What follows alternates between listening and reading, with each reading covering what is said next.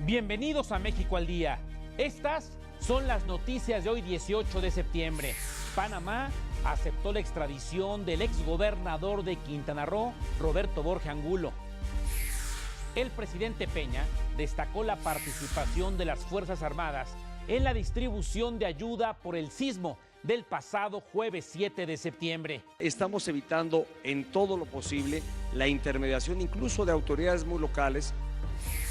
El titular de la SEP, Aurelio Nuño Mayer, advirtió que no habrá espacio para que se lucre políticamente con la reconstrucción de las escuelas. Quien lo quiera hacer le va a ir muy mal y va a tener la reprobación de la sociedad. Hay recursos suficientes para atender la emergencia, así lo aseguró el titular de Hacienda, José Antonio Meade. Fue vinculado a proceso Ricardo Alexis Díaz, el presunto asesino de la joven Mara Castilla. En noticias internacionales, María aumentó su fuerza y ya es huracán categoría 5. Se encuentra ya en el Caribe. En noticias deportivas, Saúl El Canelo Álvarez y Gennady Golovkin protagonizaron una pelea verdaderamente polémica en Las Vegas. Quédese con nosotros, porque aquí lo vamos a poner al día.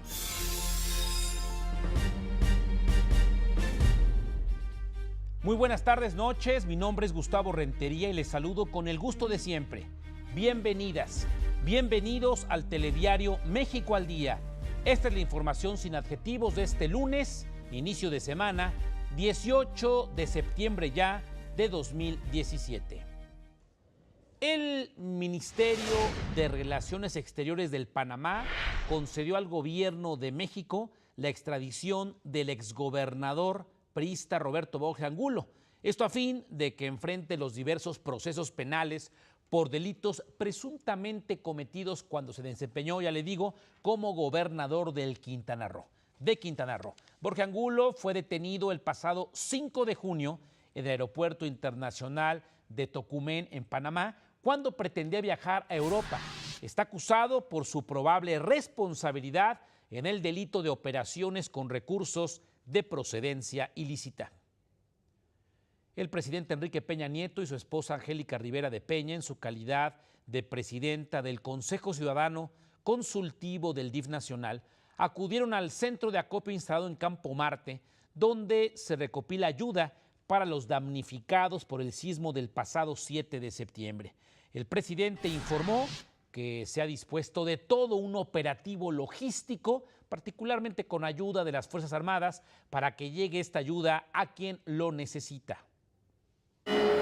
Y aquí será muy importante que realmente la propia población de cada lugar, ellos van siguiendo cómo van llegando los camiones, cómo llegan a los centros de distribución, cómo a través de efectivos militares y navales se entrega directamente las despensas a las personas damnificadas. Y estamos evitando en todo lo posible la intermediación incluso de autoridades muy locales, porque no queremos que se pretenda lucrar o discriminar el tipo de apoyo que va a la población. La señora Rivera de Peña informó que hasta el momento se han entregado más de 2,000 toneladas de alimentos y artículos básicos. Gracias por estar con nosotros, gracias por todo tu apoyo y gracias sobre todo por toda tu dedicación y por toda tu entrega a toda nuestra gente. Yo he sido testigo de todo tu trabajo durante todos estos años. He visto cómo desde el principio has estado brindando pues todo tu apoyo y todo tu esfuerzo a toda la gente que lo necesita. El presidente, su esposa y cientos de voluntarios ayudaron a armar despensas que han donado cientos de mexicanos y empresas nacionales y dio el banderazo de salida de los camiones. El secretario de Educación Pública, Aurelio Nuño, hizo un balance de las escuelas afectadas por el terremoto del pasado jueves 7 de septiembre en Oaxaca y Chiapas.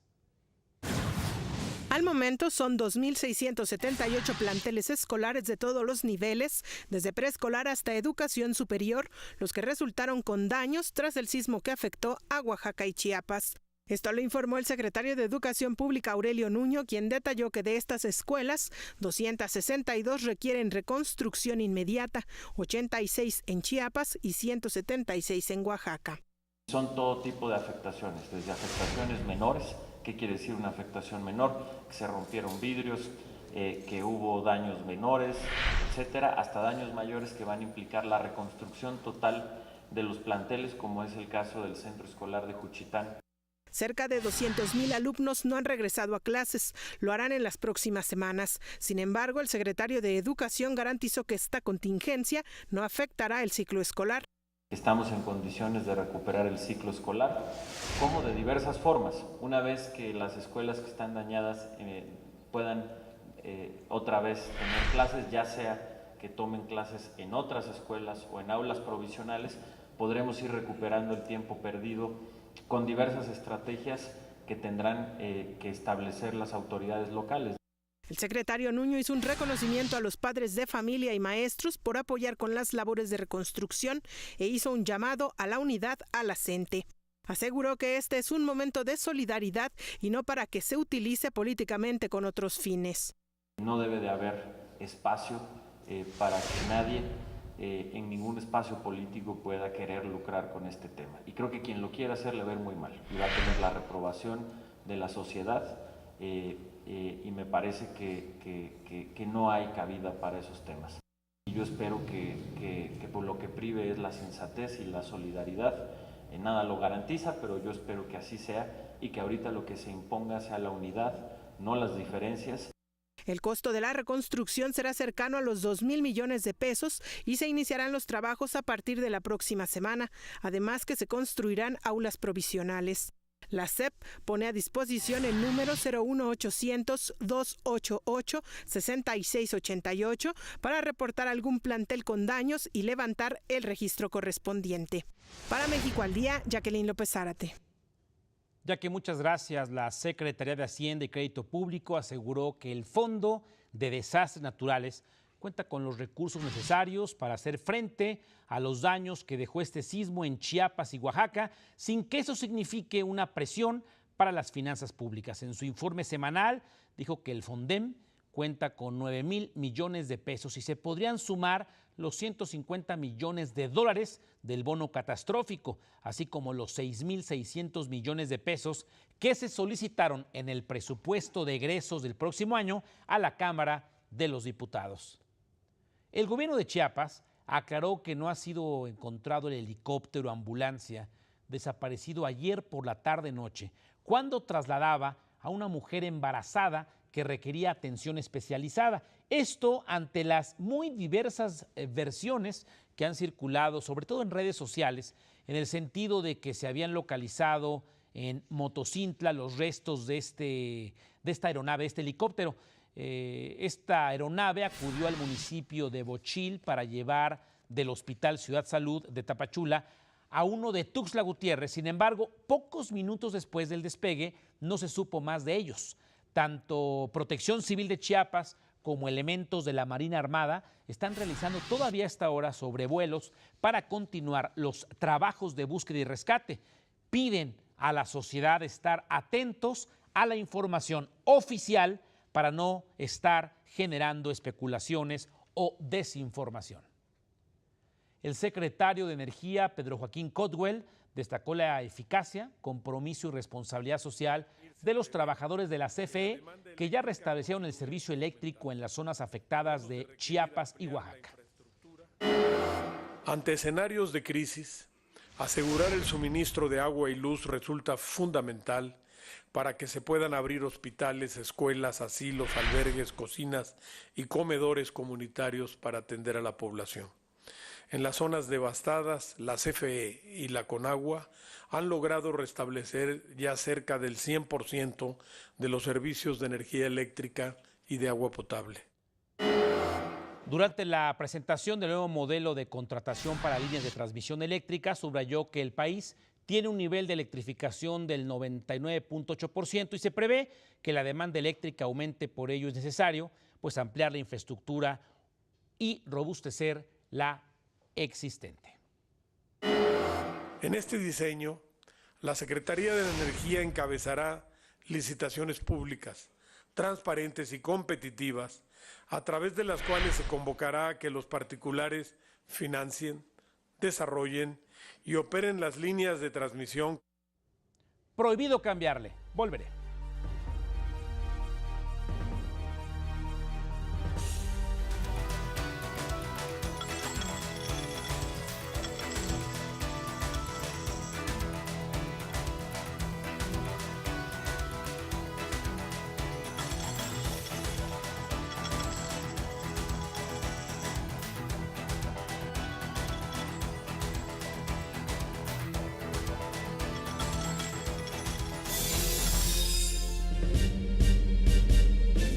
El secretario de Salud, José Narro, advirtió que la zona afectada por el terremoto en Oaxaca y Chiapas está en riesgo epidemiológico, principalmente de enfermedades gastrointestinales, conjuntivitis y la propagación de dengue y zika. Durante la firma de compromisos con la salud de los mexicanos de 2 empresas de alimentos, el secretario de Salud, Narro, aseguró que mediante Brigada de Salud se tiene controlado este posible riesgo de enfermedades en estos estados del sur. Se trata de brotes epidémicos que puedan ocasionar por agua, por consumo de agua, de alimentos, enfermedades gastrointestinales. Y se trata de algo que nos preocupa mucho. En algunas de las zonas está presente el mosco que transmite dengue, chikungunya y zika. Destacó el doctor que a pesar de las afectaciones en la red de hospitales, el 95% de la infraestructura de salud en Oaxaca y Chiapas está funcionando. Para conmemorar el terremoto del 19 de septiembre de 85, la Secretaría de Protección Civil va a encabezar un macro simulacro. Esto con la hipótesis de un sismo de 8 grados de magnitud. La alerta va a sonar a las 11 horas de este martes. Atención, 11 horas de este martes a través de los altavoces instalados en las cámaras de vigilancia aquí en la Ciudad de México y dará entre 40 y 50 segundos de ventaja para que todo mundo pues salga para evacuar sin gritar y sin correr y sin empujar. El epicentro hipotético tendrá origen a 28 kilómetros al suroeste de Tecpa de Galeana, en Guerrero. Asimismo, la Coordinación Nacional de Protección Civil informó que dicho simulacro queda suspendido en los estados de México, Michoacán, Guerrero, Oaxaca y Puebla, como una muestra de solidaridad con las poblaciones de Oaxaca y Chiapas y para no generar alarma en los habitantes, toda vez que continúan presentándose réplicas. En Palacio Nacional, el presidente Peña Nieto encabezó el anuncio de inversión del destino turístico temático Amico, que se va a ubicar en la Riviera Maya en Quintana Roo. El presidente llamó a los mexicanos a creer y convencernos de que el mejor parque de este tipo puede estar aquí en nuestro país. Sé que alcanzaremos estas y otras metas porque hoy estamos haciendo lo que nunca antes. Consolidar los avances nos exige mantener este camino que nos ha permitido refrendar ante nosotros y ante el mundo lo que somos, un país responsable en el que se puede confiar y donde se puede crecer. El empresario Carlos Peralta, ¿se acuerda? Yusacel, Grupo Yusa, inversor del proyecto, informó que la primera etapa de Amicó, que en lengua maya significa amigo, quedará concluida en noviembre del próximo año. Con una inversión estimada de $840 millones, Amico está proyectado desarrollarse en un predio de 120 hectáreas en 2 etapas.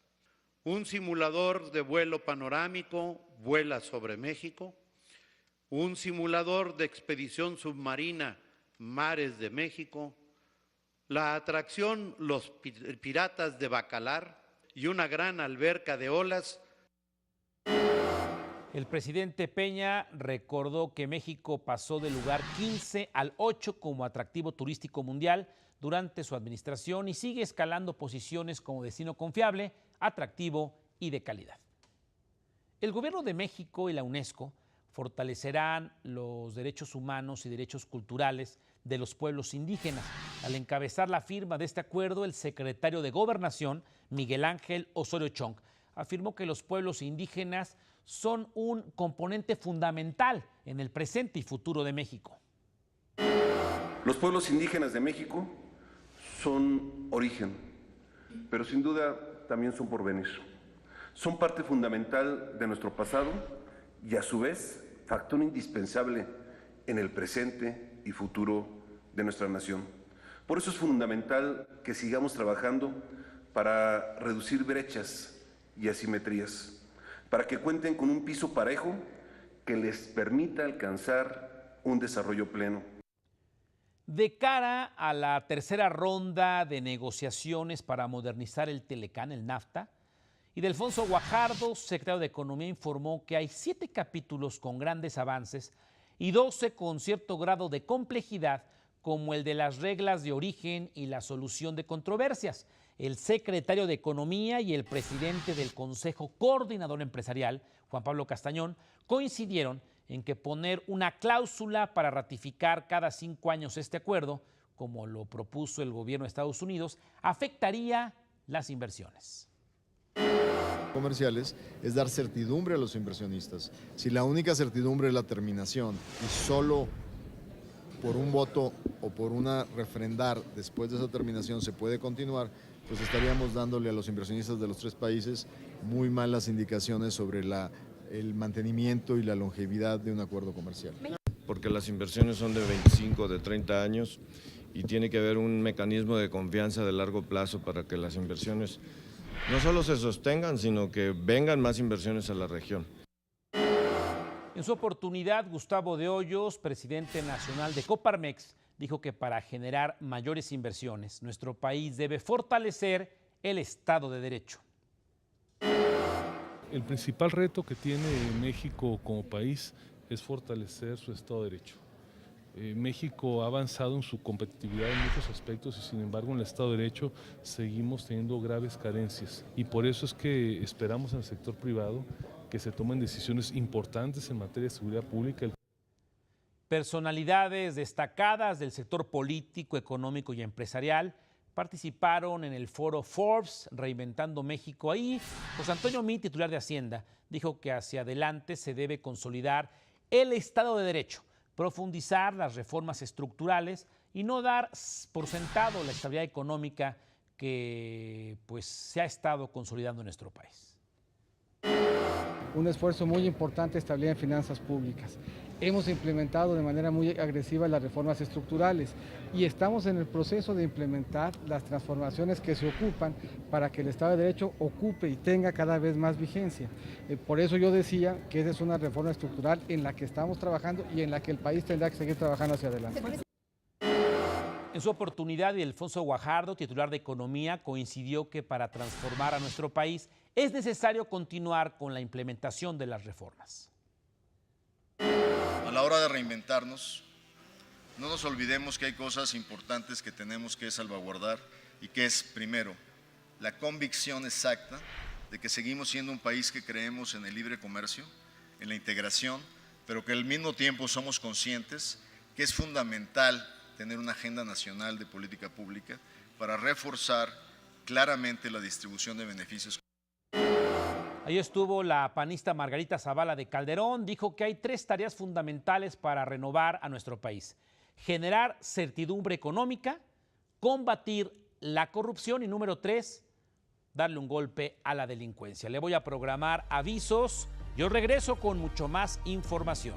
No se vaya, prohibido cambiarle. Buenas tardes, noches.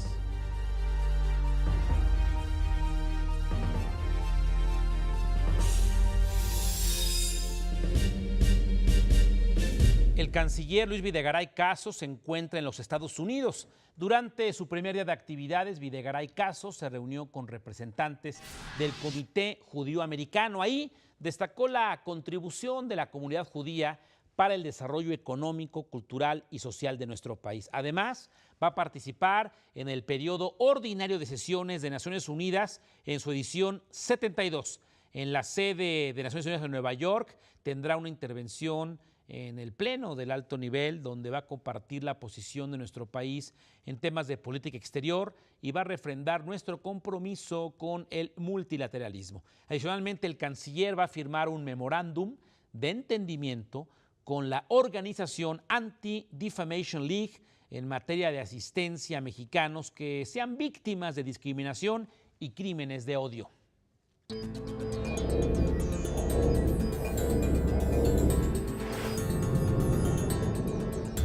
Ya le decía, esta semana se realiza en Nueva York la Asamblea General de Naciones Unidas, edición 72.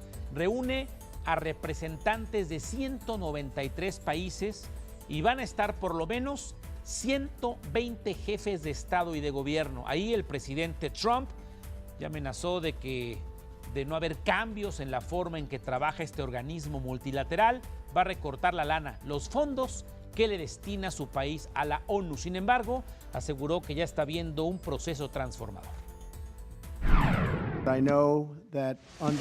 Sé que el secretario general lo está cambiando y lo está cambiando rápido. Lo hemos visto y por eso felicitamos al secretario general y su llamado a que las Naciones Unidas se enfoquen más en las personas y menos en la burocracia. Buscamos unas Naciones Unidas que recuperen la confianza de la gente de todo el mundo. Ahí mismo en Estados Unidos, 6 jóvenes Dreamers demandaron al presidente Trump ante una corte de San Francisco, California, por no atenerse a los procedimientos legislativos previstos para cancelar el programa DACA. Los Dreamers, los soñadores, aseguran que fueron violados sus derechos al acabar abruptamente con el esquema migratorio. En San Luis, Missouri, miles de personas salieron a las calles para manifestar su rechazo a la exoneración de un policía acusado de asesinar a un joven afroamericano en 2011. Lo que inició con una protesta pacífica terminó en disturbios que dejaron más de 100 detenidos. Se espera que las manifestaciones continúen en esa ciudad estadounidense. En el Caribe, el huracán María se fortaleció este lunes y evolucionó a categoría 4. El Centro Nacional de Huracanes de Estados Unidos informó que la tormenta está ganando fuerza a medida de que se aproxima a tierra y la califica como extremadamente peligrosa.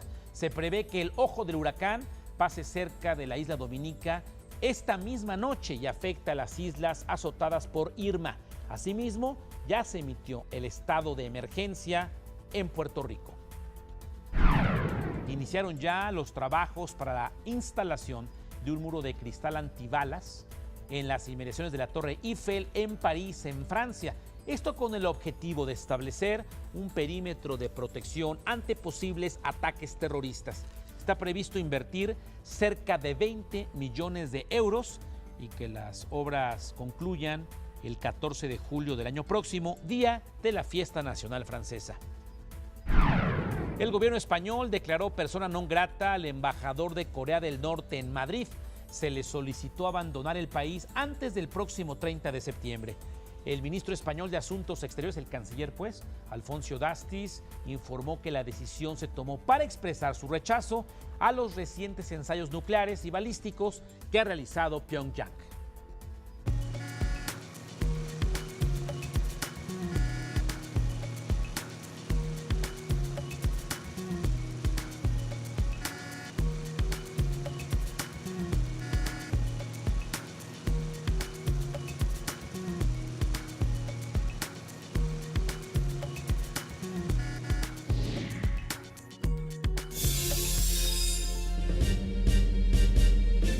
Los colectivos ciudadanos Vamos por Más y un fiscal que sirva entregaron al Frente Ciudadano por México un dictamen para modificar el artículo 102 de la Carta Magna referente a la elección del nuevo fiscal general de la Nación.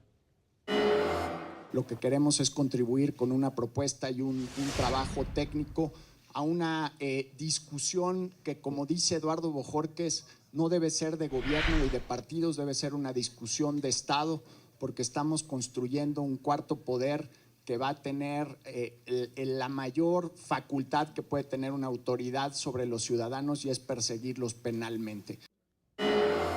Del Frente Ciudadano por México asistieron los presidentes nacionales del PRD, Alejandra Barrales, y del PAN, Ricardo Anaya, mientras que por Movimiento Ciudadano acudió Alejandro Chanona.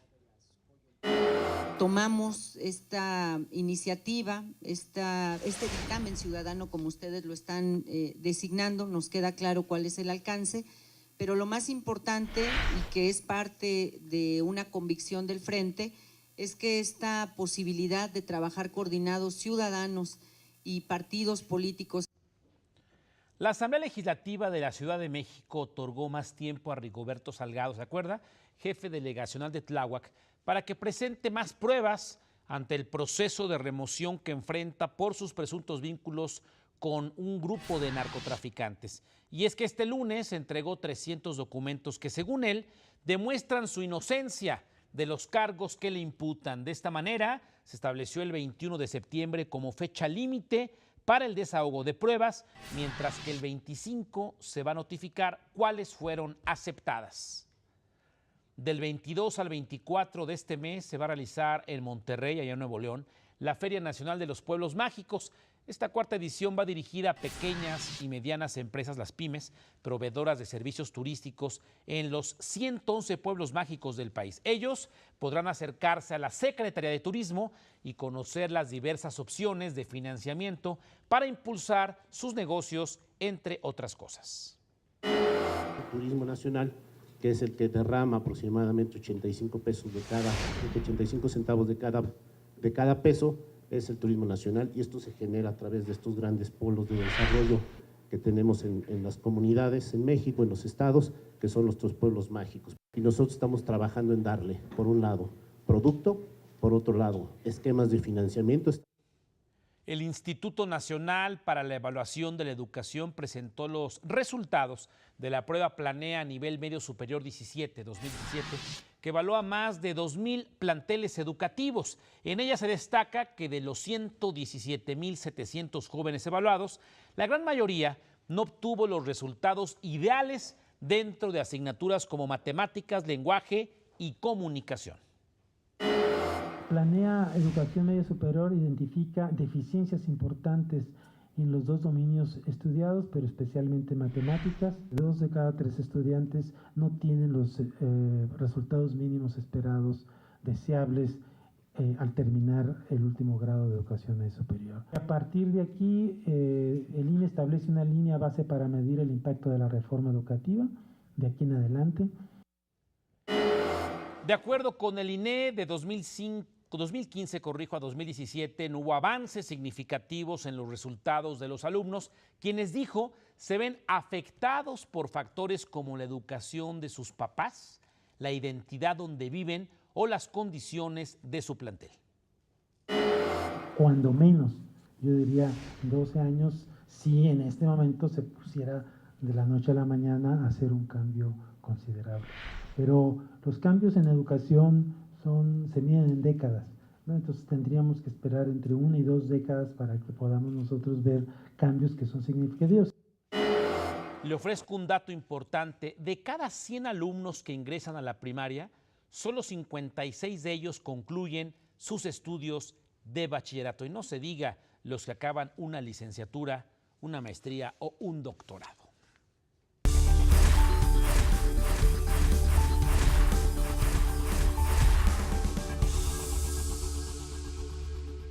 Hola Flor, ¿cómo has estado? Bienvenida, muy buenas tardes. ¿Cómo te fue de grito? Estuvimos ahí en tu enlace en Palacio Nacional, en el Zócalo. Estaba fuerte Alex Sintek y creo que Cristian Castro, ¿no? Pero bienvenida por acá. Buenas tardes, noches. Muchas gracias, Gustavo. Muy buenas noches. Excelente ambiente que traíamos por allá en el Zócalo. Los saludo con mucho gusto. Vamos a iniciar la semana con la siguiente información y comenzamos con el exgobernador de Veracruz, Fidel Herrera. Él no se presentó al citatorio que le hizo la Fiscalía General del Estado, esto por su presunta responsabilidad en el uso de medicamentos clonados y caducos durante su administración. Quien sí acudió fue su apoderado legal, Alejandro de Jesús Meléndez, quien aseguró que dicho citatorio viola sus derechos humanos y no tienen fundamentación. Asimismo, informó que ya se solicitó un amparo contra dicha medida. Meléndez Montes de Oca confirmó que Fidel Herrera permanece en el país, específicamente aquí en la Ciudad de México. Y se actualizó la información sobre el homicidio de Mara, la joven estudiante de 19 años, quien fue secuestrada y asesinada en Puebla por un conductor de la aplicación Cabify. Hoy el presunto responsable, Ricardo Alexis Díaz, fue vinculado a proceso por el delito de privación ilegal de la libertad. Además, un juez dio 4 meses de plazo al Ministerio Público para que concluya con la investigación relacionada a la supuesta violación y el asesinato del estudiante. La Fiscalía del Estado informó que el conductor anteriormente operaba como huachicolero. Este sujeto permanecerá en la cárcel de San Miguel.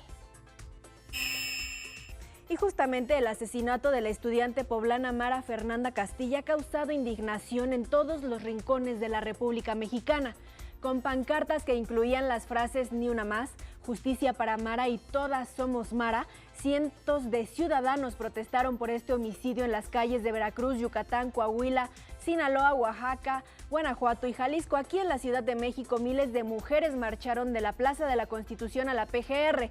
Sin embargo, hubo algunos incidentes, entre ellos se expulsaron del movimiento al periodista Genaro Villamil y señalaron a un hombre como supuesto acosador, quien fue remitido al Ministerio Público y finalmente fue liberado. Y vámonos a Guerrero porque ahí al menos 9 personas murieron en un enfrentamiento que se registró entre militares y civiles armados. El Grupo de Coordinación del Estado informó que un comando armado, el cual portaba uniformes militares falsos, atacó a miembros del ejército quienes realizaban patrullaje en el municipio de Teloloapan. En el lugar murieron 8 presuntos delincuentes. Un soldado también resultó herido y más tarde perdió la vida, esto a causa de los impactos de bala. El personal de la Secretaría de la Defensa Nacional confiscó 2 camionetas clonadas, armamento y uniformes apócrifos. Y cerramos en Ecatepec, Estado de México, porque ahí 2 sujetos encapuchados ingresaron a un módulo de la Policía Municipal para robar 20 armas de fuego. De acuerdo con los reportes, los delincuentes lograron inmovilizar a 2 uniformados, quienes se encontraban de guardia. Posteriormente, sustrajeron 2 escopetas, 8 armas cortas y 10 armas largas, además de cartuchos útiles. La Fiscalía del Estado de México inició las indagaciones correspondientes y abrió la carpeta de investigación sin que hasta el momento se sepa algo de los presuntos responsables. Hasta aquí la información nacional. Yo lo invito a que se quede con nosotros. Es momento de ir a un corte informativo. Esto es México al Día. Regresamos.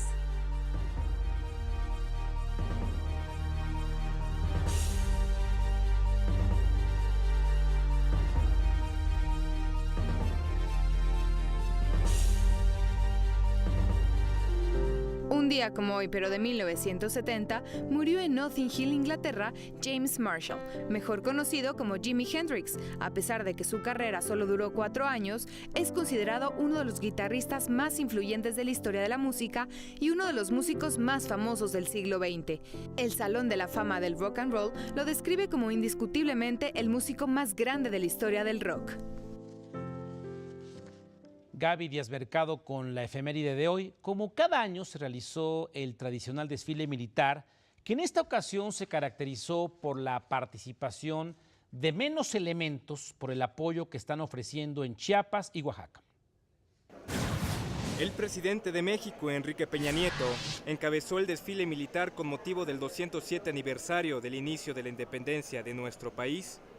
En punto de las 11 de la mañana, el primer mandatario salió de Palacio Nacional y se dirigió a la Plaza de la Constitución, donde izó la bandera monumental y pasó revista a las tropas.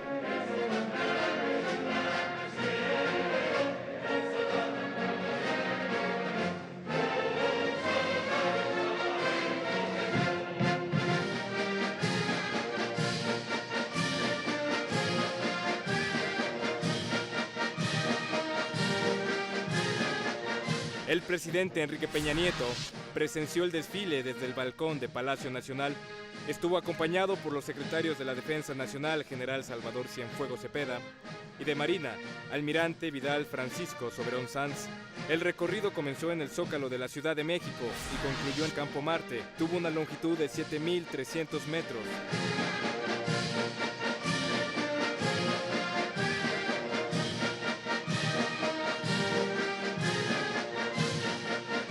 Las Fuerzas Armadas hicieron gala de su alto grado de adiestramiento y equipamiento.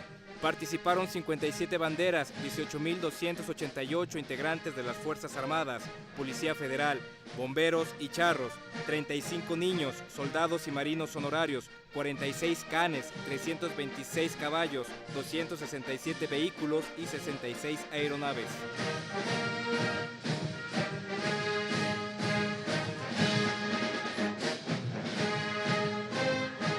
El desfile estuvo dedicado a los afectados por el sismo en Chiapas y Oaxaca. Por ello, Este año participaron menos elementos, ya que un número importante está realizando labores de apoyo en esas entidades. Luego de 1 hora y 15 minutos, el subsecretario de la Defensa Nacional Gilberto Hernández Abreu dio el parte oficial. ¡Sin novedad! Con información de Flor Hurtado, México al Día. Le comparto con mucho dolor que el doctor René Drucker-Colín, considerado uno de los científicos más brillantes que ha dado este país, pues falleció, ya le digo, esta madrugada. Fue el primer investigador en realizar trasplantes de médula al cerebro de pacientes con mal de Parkinson, lo que representó un hito en el campo de los trastornos neurodegenerativos. Además, fue presidente de la Academia Mexicana de Ciencias, entre otros cargos. Se desempeñaba como secretario de Ciencia, Tecnología e Innovación de la Ciudad de México. Por cierto, en el programa En Corto tuvimos oportunidad de conversar sobre la importancia de la ciencia en el desarrollo del país. La ciencia es el motor del desarrollo de las naciones. Ahora, la ciencia tiene esa, pues vamos a llamarle desventaja, ¿no? O sea, la ciencia no tiene frutos inmediatos, sino tiene frutos a largo plazo. Entonces, si tú inviertes en ciencia, al cabo de 20 años, si tienes un buen programa, una buena visión del país, pues entonces vas a tener muy buenos resultados en beneficio de la nación. El presidente Peña lamentó su deceso. Por cierto, yo lo invito de manera muy respetuosa a que al momento de concluir este telediario vamos a presentarle la retransmisión de una charla, una entrevista con el doctor René Drucker-Colín. Recuerde, esta noche, 10 de la noche, 22 horas, a través de las señales de Ingenio y Aprende Televisión. No se la pierda. César Meléndez y el mundo de la cultura. Les recuerdo que es una producción de nuestro canal hermano, el Canal 22. Buenas noches, amigos de México al Día. Vamos con la información cultural. Les comento que las letras nacionales han sido tomadas por asalto y de sorpresa. La editorial Caballo de Troya nos adentra en los mundos asombrosos, particularmente de los jóvenes creadores. Los jóvenes escritores de provincia. Surge un nuevo espacio para las nobles plumas de la narrativa, con el sello Caballo de Troya, que, a decir de su editor, aspira a convertirse también en el sello cantera del grupo editorial que lo presenta en nuestro país. El sello empezó en España desde el 2004, que además tiene una vocación bien interesante porque por un lado conjuga muchas de las virtudes y de las bondades de una editorial independiente, que a veces pueden apostar por voces nuevas, más arriesgadas, escritores desconocidos, pero con todo el apoyo que puede dar un grupo editorial tan grande como es Penguin Random House. El INEGI reporta que en nuestro país hay cerca de 700,000 personas con problemas auditivos. De ahí la importancia de ser incluyentes. Casi 700,000 personas en México tienen una deficiencia auditiva, pero menos de la mitad tiene acceso al lenguaje de señas y aún menos puede desenvolverse en el español escrito. Esto de acuerdo a datos del INEGI. Por esto es que actividades como las jornadas de y sobre cultura sorda buscan contrarrestar este problema. Se ha organizado este encuentro dirigido a profesionales mexicanos de la cultura interesados en conocer experiencias exitosas en el ámbito de la accesibilidad de personas sordas. El planteamiento propuesto analiza el papel de los espacios culturales y las bibliotecas en la promoción y reconocimiento de la cultura sorda y la lengua de señas mexicanas para una cultura accesible. Hay que darnos una vuelta a la Biblioteca Vasconcelos y al Centro Cultural de España, donde se va a llevar a cabo este evento. Hasta aquí la información cultural. Muy buenas noches.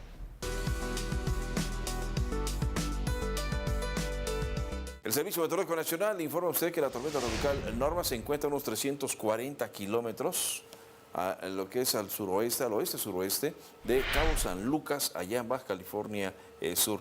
Continúa su viaje hacia el poniente a razón de 9 kilómetros por hora, tiene vientos máximos de 75 y rachas de hasta 95 kilómetros. Se va debilitando poco a poco, pero sigue aportando un poco de nubosidad con algunas precipitaciones mucho más aisladas que en la mañana de este mismo día. Por otro lado, tenemos a la onda tropical número 34 que sigue su viaje sobre el sureste mexicano y que también esto aporta bastante, pero bastante nubosidad, con precipitaciones de muy fuertes e intensas en el sur de Veracruz, en Tabasco, en Chiapas y el estado de Oaxaca. El aire el aire húmedo que es transportado hasta lo que es el occidente, el centro y el sur del país. También esperaremos en toda esta gran zona precipitaciones aisladas al término de este mismo lunes y que se van a mantener para el día de mañana, precisamente por la cercanía de esta onda tropical hacia el centro y sur de nuestro territorio. Aquí en la capital de la República Mexicana seguiremos esperando temperaturas agradables, de 26 a 28 la máxima, de 13 a 15 la mínima, y el cielo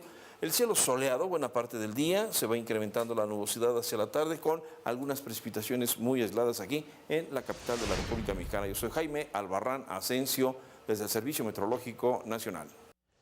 Alejandro Ramos opina para ustedes.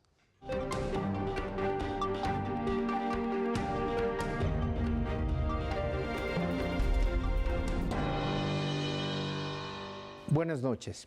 Un llamado a la reconciliación y a dejar de lado la venganza fueron las propuestas del Papa Francisco durante su reciente visita pastoral a Colombia. Durante 5 días, el sumo pontífice estuvo en ese país sudamericano, donde en agosto pasado la guerrilla y el gobierno firmaron un acuerdo de paz que busca dejar atrás más de 50 años de violencia. Sin embargo, el proceso no es fácil y esa fue una de las razones por las que el Papa visitó algunas de las poblaciones más afectadas por ese prolongado conflicto que aún se resiste a terminar. En agosto pasado, las Fuerzas Armadas Revolucionarias de Colombia, considerada la guerrilla más antigua del mundo, depuso las armas y hoy busca convertirse en partido político. Pero las más de las 5 décadas de combate contra el ejército y grupos paramilitares dejaron muchas víctimas entre la población, razón por la cual el Papa Francisco recorrió buena parte del país llevando un mensaje de paz y reconciliación. Hay que dar un primer paso, pidió el jefe de la Iglesia Católica, que fue aclamado por millones de colombianos. Y hasta aquí mi comentario. Muy buenas noches. Alejandro, gracias. En México al Día es momento de hacer un repaso de los hechos más importantes ocurridos aquí y en todo el planeta, informa Ruth Alarcón. Panamá aceptó la extradición a México del exgobernador de Quintana Roo, Roberto Borge Angulo, quien podrá apelar la decisión. El secretario de Educación Pública, Aurelio Nuño Mayer, aseguró que no habrá espacio para que se lucre políticamente con la reconstrucción de planteles escolares. La Secretaría de Hacienda reiteró que hay fondos suficientes para atender la emergencia que dejó el sismo del pasado 7 de septiembre. Murió a los 80 años el doctor, investigador emérito y divulgador de la ciencia René Drucker-Colin. En el mundo, 6 Dreamers demandaron al presidente de Estados Unidos, Donald Trump, por la derogación del DACA. Y en los deportes, mañana las Águilas del América se enfrentarán al Cruz Azul en los octavos de final de la Copa MX. Lo invito a que no le cambie. A continuación, una charla con el doctor René Drucker-Colin. Descanse en paz. Usted ya está enterado y sin adjetivos, a nombre de este ejército informativo y técnico que no se ve en la tele, pero bien que chambea. Gracias por su sintonía. Mañana tempranito, Pati y Omar, y en punto de las 2:30 de la tarde, lo espera mi compañero y amigo Enrique Lascano. Nosotros tenemos una cita mañana, será noche de martes, a las 9 de la noche, 21 horas, tiempo del centro de la República Mexicana. Yo le quiero recordar que mi nombre es Gustavo Rentería y los invito como siempre a que juntos hagamos mejores noticias para un mejor México. Pásenla bien, adiós.